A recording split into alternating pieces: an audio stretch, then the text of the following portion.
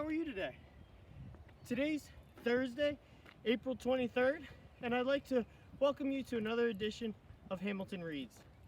Today I'm going to be reading chapter 26 of Charlie and the Chocolate Factory, and welcome back. I'm a little tired from playing basketball with my boy Marvin. He's not too good, and I hope he doesn't pop the ball. In fact, I'm going to get this ball and give him a replacement ball, because this is my good basketball. So I'm going to pick this one up, and I'm just going to switch it out for a different basketball. How about just a different ball altogether? He seems to like this one. Good boy. All right, so I'm going to go ahead and have a seat here. Oh, Isabella, thank you for the book. Isabella, how are you today? Good. Good?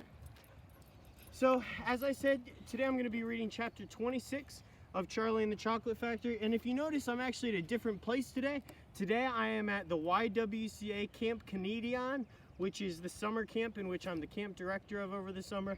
And I'm really looking forward to another beautiful summer here at summer camp. So I was up here just getting ready, and I figured while I was up here, I might as well take this time to read a chapter of Charlie and the Chocolate Factory to you.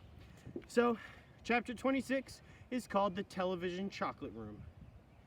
The TV family, together with Charlie and Grandpa Joe, stepped out of the lift into a room so dazzlingly bright and dazzlingly white that they were screwed up in their eyes with so much pain and stopped walking.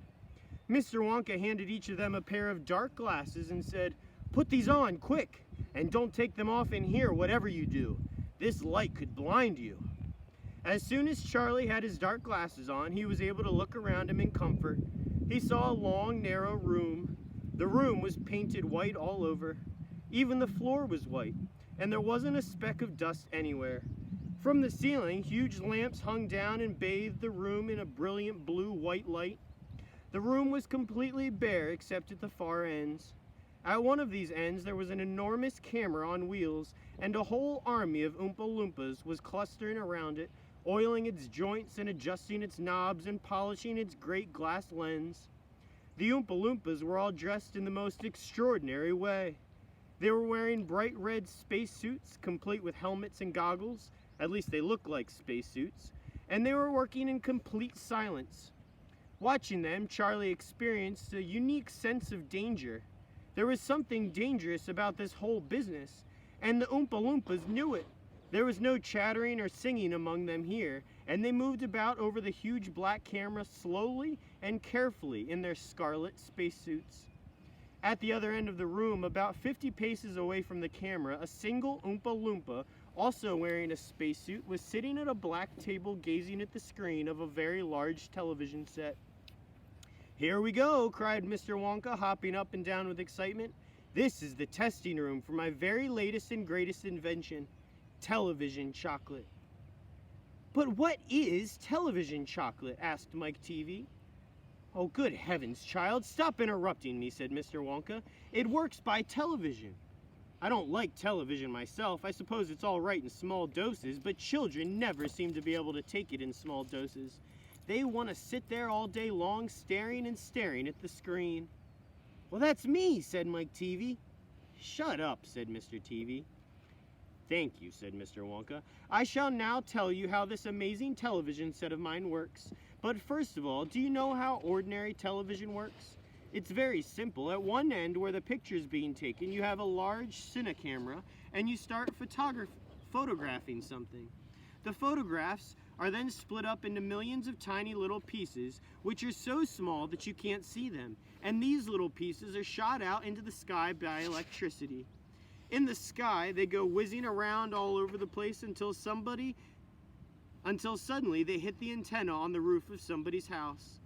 They then go flashing down the wire that leads right into the back of the television set, and in there they get jiggled and joggled around until at last every single one of those millions of tiny pieces is fitted back into its right place, just like a jigsaw puzzle. And presto, the photograph appears on the screen." "That isn't exactly how it works," Mike TV said. "I'm a little deaf in my left ear," Mr. Wonka said. "You must forgive me if I don't hear everything you say." I said that isn't exactly how it works, shouted Mike TV. Oh, you're a nice boy, Mr. Wonka said, but you talk too much. Now then, the first time I saw ordinary television working, I was struck by a tremendous idea. Look here, I shouted. If these people can break up a photograph into millions of pieces and send the pieces whizzing through the air and then put them together again at the other end, why can't I do the same thing with a bar of chocolate? Why can't I send a real bar of chocolate whizzing through the air at tiny pieces and then put the tiny pieces together at the other end, all ready to be eaten? Impossible, said Mike TV. You think so? Cried Mr. Wonka. Well, watch this. I shall now send a bar of my very best chocolate from one end of this room to the other by television. Get ready there. Bring in the chocolate. Immediately, 6 Oompa Loompas marched forward, carrying on their shoulders the most enormous bar of chocolate Charlie had ever seen. It was about the size of the mattress he slept on at home. Here's a picture of that. Interesting, interesting, interesting. It has to be big, Mr. Wonka explained, because whenever you send something by television, it always comes out much smaller than it was when it went in. Even with ordinary television, when you photograph a big man, he never comes out on your screen any taller than a pencil, does he? Here we go, get ready. No, stop, hold everything. You there, Mike TV, stand back. You're too close to the camera. There are dangerous rays coming out of that thing. They could break you up into a million tiny pieces in 1 second. That's why the Oompa Loompas are wearing spacesuits. The suits protect them. All right, that's better. Now then, switch on. One of the Oompa Loompas caught hold of a large switch and pulled it down. There was a blinding flash. Well, the chocolate's gone, shouted Grandpa Joe, waving his arms. And he was quite right. The whole enormous bar of chocolate had disappeared completely into thin air. Oh, it's on its way, cried Mr. Wonka. It's now rushing through the air above our heads in a million tiny pieces. Quick, come over here. He dashed over to the other end of the room where the large television set was standing, and the others followed him. Watch the screen, he cried. Here it comes, look. The screen flickered and lit up. Then suddenly a small bar of chocolate appeared in the middle of the screen. Oh, take it, shouted Mr. Wonka, growing more and more excited. How can you take it? Asked Mike TV, laughing. It's just a picture on a television screen. Charlie Bucket, cried Mr. Wonka. You take it. Reach out and grab it.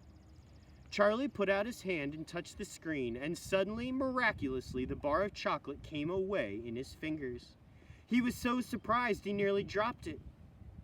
Eat it, shouted Mr. Wonka. Go on and eat it. It'll be delicious. It's the same bar. It's got smaller on the journey, that's all. It's absolutely fantastic, gasped Grandpa Joe. It's a miracle. Well, just imagine, cried Mr. Wonka. When I start using this across the country, you'll be sitting at home watching television, and suddenly a commercial will flash on the screen, and a voice will say, Eat Wonka's chocolates. They're the best in the world. If you don't believe us, try one for yourself. Now. And you simply reach out and take one. How about that, eh? Oh, terrific, cried Grandpa Joe. It'll change the world. That's the end of the chapter. That's where we're going to stop today on this Thursday, April 23rd. So I'm going to go ahead and set my book down. Now, we can do my sock segment today, but I warn you, my socks are not special. They're the socks that I tend to wear more often than not during my regular routine throughout the week, throughout the month, whatever. So I am wearing my traditional Nike socks because these Nike socks honestly feel most comfortable of any socks to me. Usually when I wear like socks, like silly socks or whatever, socks with graphics on it, they feel a little weird on my feet sometimes, so I prefer Nike socks, but I like wearing my silly socks for you guys so that you guys can check out some silly socks and have a laugh at home. Now on to my shout outs.